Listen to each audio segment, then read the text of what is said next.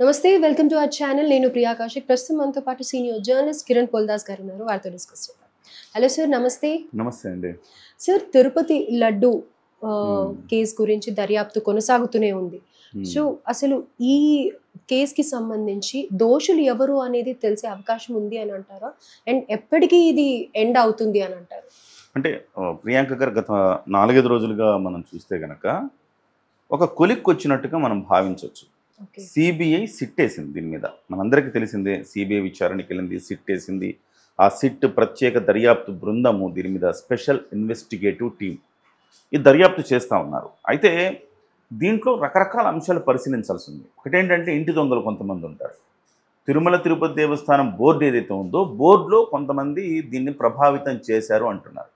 అలాగే ఉద్యోగస్తుల పాత్ర ఏంటి ఇందులో? సో టీటీడీ బోర్డు పాత్ర ఏంటి?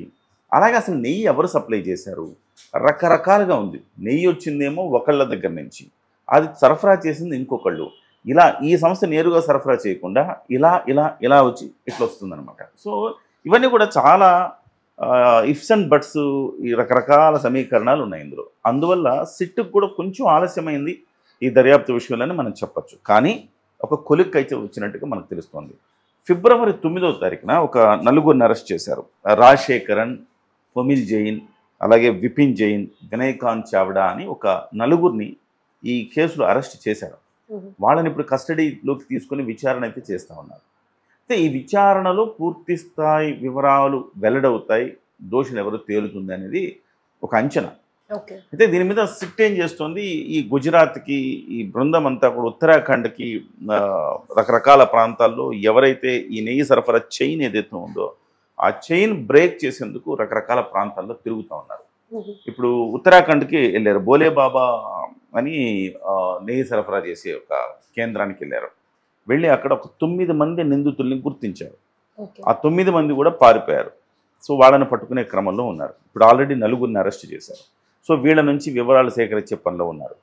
ఇదిగాక ఇప్పటి వరకు వచ్చిన ఒక అంచనా ఏంటంటే టీటీడీ మాజీ ఈఓ ధర్మారెడ్డి గారి పాత్ర దీంట్లో బాగా ఉందనేది వస్తోంది.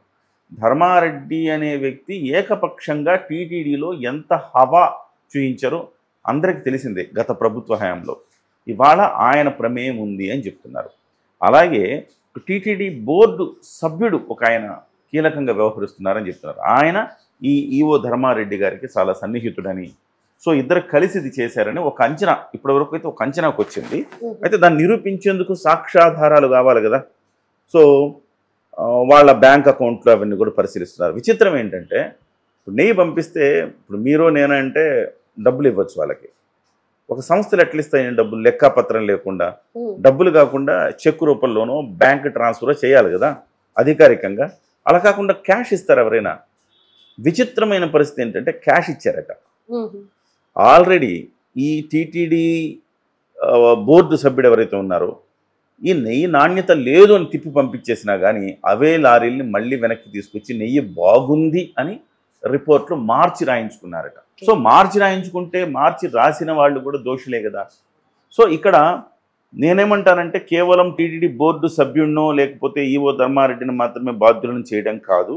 ఈ చైన్ సిస్టంలో ఇలాగా ఎన్ని గుళ్ళకు ఈ రకంగా సరఫరా అవుతున్నాయా కదా. ఓకే, ఇక్కడ ఒక్క చోటే కాదు. అలాగే మీకు ఉద్యోగస్తుల్లో కూడా మీరు భయపడ్డారా లేకపోతే ప్రలోభాలకు గురయ్యారా? మీరు ఉద్యోగస్తులు ఎందుకు నిమ్మకు నీరెత్తినట్టున్నారు? అంతకుముందు అది ఒక చోట జరిగింది కాదు కదా. ఈవెన్ లడ్డు తయారు చేసేవాళ్ళు కూడా చెప్తూ ఉన్నారు అంతకుముందు ఈ స్మెల్ అంతకుముందు వచ్చినంత స్వచ్ఛమైన నేతి స్మెల్ రావట్లేదని చెప్పి. మీకు అనుమానం వచ్చినప్పుడు మీరు ఫిర్యాదు చేయాలి కదా. ఎవరికి పట్టనట్టు వ్యవస్థ మొత్తం ఎట్లయిపోయిందో చూడండి. ఎవరికి వారు మనకెందుకులే అనుకోవడం వల్ల చివరికి ఇంత పెద్ద అన్యాయం జరిగింది. సో ఇప్పుడు దీని మీద దర్యాప్తు అయితే గట్టిగానే చేస్తూ ఉన్నారు. ఇది ప్రభుత్వానికి కూడా చాలా కీలకం ప్రియాంక గారు. ఎందుకంటే ప్రభుత్వము ఈ అంశాన్ని ఒక ప్రతిష్టాత్మకంగా తీసుకుందనే చెప్పాలి. ఎందుకంటే ప్రభుత్వం చెప్పడం, పవన్ కళ్యాణ్ గారు 11 రోజుల పాటు దీక్ష చేయడము, నడిచి తిరుమలకి వెళ్ళడము, ఇవన్నీ కూడా పెద్ద చర్చనీయాంశం, దేశవ్యాప్తంగా చర్చనీయాంశమైనవి. కేవలం తిరుమల అంటే మన రాష్ట్రానికి సంబంధించిన ప్రాపర్టీ కాదు అది. తిరుమల అంటే ప్రతి హిందువుకి సంబంధించిన ఒక ఆధ్యాత్మిక దేవాలయం అది. సో మీకు అమెరికాలో ఉండేవాడికైనా మనం సమాధానం చెప్పాల్సిందే ప్రభుత్వం. సో అలాగే కేవలం మన రాష్ట్రంలో ఏదో మన రాష్ట్రానికి సంబంధించిన సంపద అయితే మనం దాని గురించి ఎట్లున్నా రాష్ట్ర ప్రజలకు సమాధానం చెప్తే సరిపోతుంది. అట్లా కాదు ఇది. 100 కోట్ల మంది హిందువులకు సమాధానం చెప్పాల్సిన బాధ్యత ఈ ప్రభుత్వం మీద ఉంది. సో ప్రభుత్వం ఆరోపణలు చేయడము, పవన్ కళ్యాణ్ గారు దీక్ష చేసుకోవడం ఇవన్నీ చూసాం మనము. అలాంటప్పుడు దీని మీద అంతే సీరియస్గా కేసు దర్యాప్తు చేస్తోందా అని చాలా మందికి అనుమానాలు ఉన్నాయి. మీరు అన్నట్టు చివరికి ప్రతిపక్షాలు అనే పరిస్థితి ఏంటంటే ఏమీ లేదు అందులో, వాళ్ళు మాత్రం ఏం చేసి చూపిస్తారు, అసలు ఏమీ లేదు, తప్పేం జరగలేదు కాబట్టి అనేసి వాళ్ళు ఎదురుదాడి చేస్తారు. అంటే ఒక్కొక్కసారి అలా కల్తీ ట్యాంకర్లు వస్తూ ఉంటాయి, పంపిస్తూ ఉంటామని చెప్తున్నారు. సో ఈ నేపథ్యంలో దీన్ని సీరియస్గా ప్రభుత్వం తీసుకుంది. దీన్ని నిరూపించాలి, ఛేదించాల్సిన అవసరం ప్రభుత్వానికి ఎక్కువ ఉంది. సో అందుకే ప్రభుత్వం దీన్ని ప్రతిష్టాత్మక తీసుకున్నట్టుగా కనపడుతోంది. సిబిఐ మీద కూడా ఒత్తిడి తెస్తా ఉంది. సిబిఐ కూడా దాని మీద దర్యాప్తు ఆల్మోస్ట్ ఒక కొలిక్కి వచ్చింది. బహుశా నాకు తెలిసి ఈ 10-15 రోజుల్లో మార్చి లోపలకే ఏదో ఒక డెసిషన్, ఏదో ఒక పేర్లు కొన్ని బయటకు వస్తే వాళ్ళని అరెస్ట్ చేస్తారని అనుకోవచ్చు మనం. సో మార్చి వరకు అయితే ఇది ఎవరు అనేది తెలిసిపోతుంది అని అంటారు. అంటే మార్చి వరకు అయితే ఎవరు దోషులు ఎవరు అనేది ఒక కొలిక్కి వచ్చే అవకాశం ఉంది, వెల్లడించే అవకాశం, వాళ్ళని అరెస్ట్ చేసే అవకాశం కూడా ఉంది. ఓకే. సో అది ఎవరైనా కానీ ఇప్పుడు మనకు అందుతున్న సమాచారం ఎవరైనా అంటే ఆల్మోస్ట్ టీటీడీ మెంబర్ ఉన్నారు, ధర్మారెడ్డి ఉన్నారు.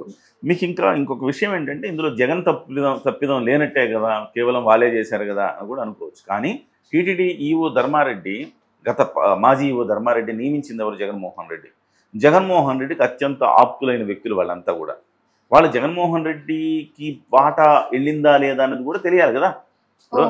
ఆ నెయ్యి కల్తీ జరిగిందండి, కల్తీ జరిగిన నెయ్యిలో వాళ్ళకి వాటా వస్తుంది కదా, ధరల్లో వ్యత్యాసం ఉంటుంది, వాటా వస్తుంది. ఆ వాటా ఎక్కడి వరకు వెళ్ళింది, ఎంతమంది పంచుకున్నారు, జగన్మోహన్ రెడ్డికి ఎంత అందింది, ఇవన్నీ కూడా తీయాల్సిన అవసరం ఉంది సిబిఐ. అంటే ఇక్కడ జగన్ గారు ప్రమేయం ఏమి ఉండదు అని అనేసి మామూలుగా అనుకుంటుంటారు. ఎందుకంటే ప్రతి ఒక్క సిస్టమ్ లో కూడా కన్సర్న్ పర్సన్ అలాట్ చేస్తాం, వాళ్ళు చూసుకుంటూ ఉంటారు అని అనుకుంటాం. కానీ బట్ స్టిల్ ఇక్కడ జగన్ గారికి కూడా ఇక్కడ సిచ్యువేషన్ ఏంటంటే వాళ్ళకి ఆ బాధ్యత ఇచ్చి వాళ్ళు చూసుకుంటే పర్వాలే. వాళ్ళు ఒకవేళ తప్పుదని చేసినా వాళ్ళే బాధ్యులు అవుతారు. ప్రధానికి ముఖ్యమంత్రి ప్రధానికి బాధ్యత అవ్వడు కదా. సో కానీ ఇక్కడ సిచ్యువేషన్ ఏంటంటే ఈ ముడుపులు, ఈ డబ్బులు, ఈ మూటలు ధర్మారెడ్డి వరకే చేరినాయా, ధర్మారెడ్డి ద్వారా జగన్మోహన్ రెడ్డికి చేరినాయా, ఇవన్నీ కూడా దర్యాప్తు చేయాల్సింది. ఇప్పుడు కల్తీ నెయ్యండి, స్వచ్ఛమైన 400 అనుకుందామండి, కల్తీ చేస్తే మీకు 300కి ఇవ్వచ్చు కదా. సో ఆ మధ్యలో 100 రూపాయలు మార్జిన్ ఏం చేస్తారు, వీళ్ళందరూ పంచుకుంటారు దొంగలు.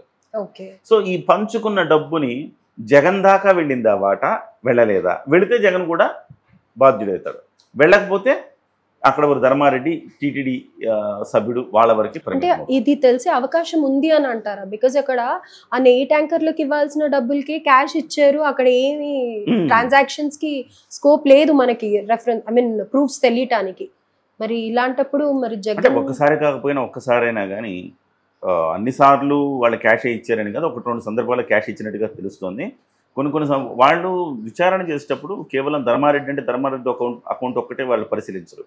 ధర్మారెడ్డికి సంబంధించిన వాళ్ళు ఎవరైతే ఉన్నారో వాళ్ళ అకౌంట్ అన్ని పరిశీలించి అయాచితంగా డబ్బులు 1 లక్షలో కోట్ల రూపాయలు అయాచితంగా వచ్చి పడతా ఉన్నాయా, ఏ రకంగా పడుతున్నాయి, ఇవన్నీ కూడా అంచనా వేస్తారు, దాని మీద పరిశీలన చేస్తారు. సో జగన్మోహన్ రెడ్డి ఈ లింక్లో చెవిరెడ్డి భాస్కర్ రెడ్డి గారు కూడా వస్తారు. చెవిరెడ్డి భాస్కర్ రెడ్డి అకౌంట్లో ఏమైనా పడుతున్నాయా, సో వాళ్ళ అబ్బాయి అకౌంట్లో పడుతున్నాయి.